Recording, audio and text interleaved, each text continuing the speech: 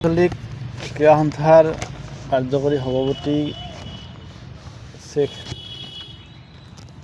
মফিজুৰ ৰহমান সমন্বিতে আমাৰ মোকালমোৱা আঞ্চলিক ক্ৰীড়া সন্থাৰ সমূহ বিষয়ববীয়া আৰু মোৰ অতি শ্ৰদ্ধাৰ সাংবাদিক বন্ধুসকল আটাইলৈকে নমস্কাৰ জনাইছোঁ।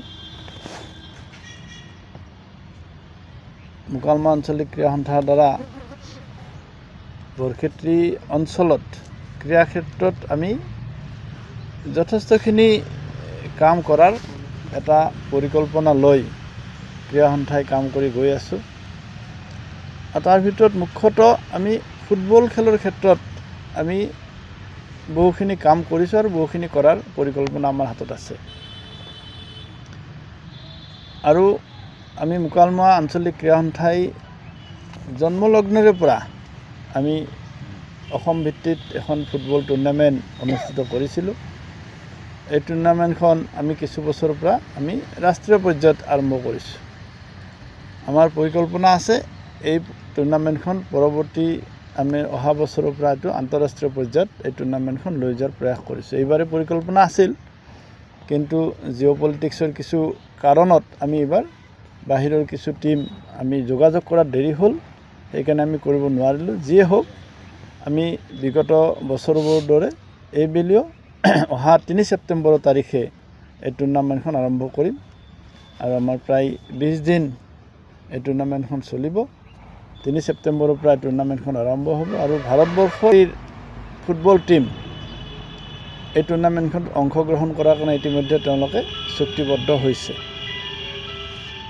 আমি আপোনালোকক জনাবলৈ পাই সুখী হৈছোঁ যে মোকালমোৱা আঞ্চলিক ক্ৰীড়া সন্থাই অকল টুৰ্ণামেণ্টখনতে আমি সীমাবদ্ধ হৈ থাকিব বিচৰা নাই। মোকালমোৱা অঞ্চলত বৰক্ষেত্ৰী অঞ্চলত বহুতো খেলৰ প্ৰতিভা আছে। বিশেষকৈ ফুটবলৰ ক্ষেত্ৰত টেলেণ্ট বহুত আছে। সেই টেলেণ্টবিলাক আমি অকণমান এক্সপ'জাৰ দিব বিচাৰিছোঁ, তেওঁলোকক আমি আৰু ডেভেলপ কৰাৰ এটা পৰিকল্পনা লৈছোঁ। আৰু সেইকাৰণে এইবাৰ আমি মোকালমোৱা আঞ্চলিক ক্ৰীড়া সন্থাই ফুটবল কোচিং চেণ্টাৰটো ইতিমধ্যে আৰম্ভ কৰিছোঁ।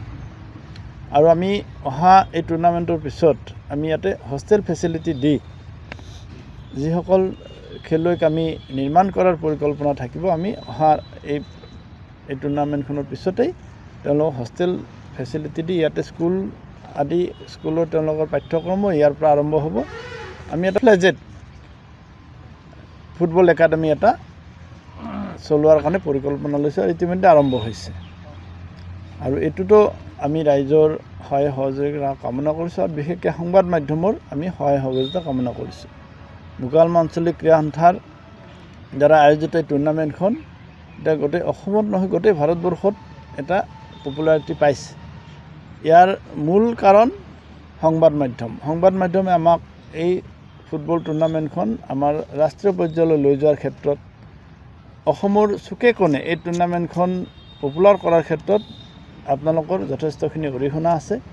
আৰু এই কাৰণে এই বিষয়ত মই আপোনালোকক বিশেষকৈ কৃতজ্ঞতা জনাইছোঁ, আপোনালোকক ধন্যবাদ জনাইছোঁ। অহা 23 তাৰিখৰ পৰা যিখন টুৰ্ণামেণ্ট আমাৰ আৰম্ভ হ'ব, 3 তাৰিখৰ পৰা এই টুৰ্ণামেণ্টখনতো আপোনালোকৰ বহুল প্ৰচাৰ আপোনালোকৰ যাতে হয়, তাৰ কাৰণে আপোনালোকক বিশেষভাৱে অনুৰোধ জনাইছোঁ। এতিয়া আমি টুৰ্ণামেণ্টখনৰ বিষয়ে আপোনালোক চবেই জ্ঞাত, তাৰ বিষয়ে বহুত বেছি ক'ব লগা আমাৰ আছে বুলি মই নাভাবোঁ। কিন্তু মই তথাপিতো এইবাৰ আমি এটা সিদ্ধান্ত লৈছোঁ যে এইবাৰ প্ৰাইজ প্ৰথম পুৰস্কাৰ লাখ টকা আৰু দ্বিতীয় পুৰস্কাৰ 3 লাখ টকা হিচাপে ইতিমধ্যে আমি ঘোষণা কৰিছোঁ। আৰু মই ভাবোঁ আমাৰ অসমত মানে প্ৰাইজ মানিৰ ক্ষেত্ৰত আমি এইটো 1 নম্বৰ 2 নম্বৰত ব্যক্তিগত চৰকাৰী বা বৰদলৈ ট্ৰফি বা সন্তোষ ট্ৰফিক বাদ দি বাকী যি ক্লাব সংঘৰ দ্বাৰা যিমানবোৰ মানে খেল অনুষ্ঠিত হয়, বোধহয় আমি প্ৰথম প্ৰাইজ মানিৰ ক্ষেত্ৰত মোকালমোৱা আঞ্চলিক ক্ৰীড়া সন্থা প্ৰথম হ'ব। এই কামখিনি আমি এই টুৰ্ণামেণ্টখনত আমি এই পৰ্যায়লৈ লৈ যোৱাৰ ক্ষেত্ৰত আমাৰ শুভাকাংক্ষী ৰাইজ, আমাৰ বিভিন্ন ক্লাব সংগঠন সকলোৱে আমাক সাহস দিছে, সহায় কৰিছে, যাৰ কাৰণে আমি এই পৰ্যায়লৈকে টুৰ্ণামেণ্টখন লৈ যাব পাৰিছোঁ। এতিয়া আমাৰ টুৰ্ণামেণ্টখনত এইবেলি আমাৰ অসমৰ কেইবাটাও আগশাৰীৰ দল, যেনেকৈ Sonapur sports club, 11 star Bongaigaon, Kamrupa FC, Assam police blues, ASCB Guwahati, Assam rifles, এই 5টা আমাৰ গুৱাহাটীৰে আৰু মোকালমা আঞ্চলিক ক্ৰীড়া সন্থা। তাৰ বাহিৰেও আমাৰ শ্বিলঙৰ Assam rifles, Shillong Lajong, classic football academy Manipur, football for change Manipur, খুব আগশাৰীৰ tournament football team, oil India FC Duliajan, CISF new Delhi, Mumbai FC Mumbai, এনেকুৱাকৈ আমাৰ ভাৰতবৰ্ষৰ কেইবাটাও আগশাৰীৰ ফুটবল টীম ইতিমধ্যে আমাৰ এই টুৰ্ণামেণ্টখনত তেওঁলোকে পাৰ্টিচিপেট কৰাৰ কাৰণে চুক্তিবদ্ধ হৈছে। আৰু মই আশা ৰাখিছোঁ এই টুৰ্ণামেণ্টখনে যিধৰণে যি আশা আকাংক্ষাৰে গোটেই নামনি অসমৰ ৰাইজে এই টুৰ্ণামেণ্টখন উপভোগ কৰাৰ কাৰণে ৰখি থাকে, আৰু আমিও আশানুৰূপ এখন ভাল টুৰ্ণামেণ্ট, ভাল খেল ৰাইজৰ সন্মুখত আমি উপস্থাপন কৰিব পাৰিম বুলি আশা ৰাখিছোঁ। আৰু এই টুৰ্ণামেণ্টখন সফলভাৱে পাৰ কৰাৰ ক্ষেত্ৰত মই বিশেষকৈ সাংবাদিক বন্ধুসকলৰ বিগত সময়ছোৱাত যিধৰণে আপোনালোকে আমাক সহায় সহযোগ কৰিছে, এই টুৰ্ণামেণ্টখনৰ বহুল প্ৰচাৰৰ কাৰণে আপোনালোকৰ সহায় সহযোগিতা কামনা কৰিছোঁ। আমাৰ আজি আপোনালোকক আমন্ত্ৰণ জনাই আমি ক'ব লগা কথাখিনি, থুলমূল কথাখিনি এইখিনিয়ে।